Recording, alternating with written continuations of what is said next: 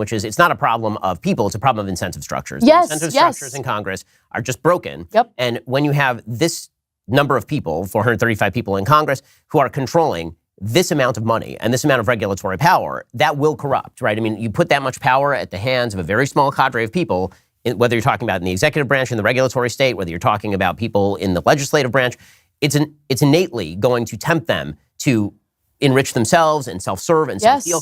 I mean, this is something that the founders actually were very much focused on, which was the idea the federal government was going to have very little power. And so this does raise the question of how much power you think the federal government ought to have. Because if we're talking about, kind of the solutions that get implemented, I'm a big fan of the idea that California ought to be California and Florida ought to be Florida, and basically that may be the only way that California and Florida can share a nation is if they are allowed to do what they want in their own particular purviews. But we, because of nationalized social media, and because of the amount of power that's in the federal government, we focus in on the federal government. That means that we care deeply about what happens on the federal level every single day.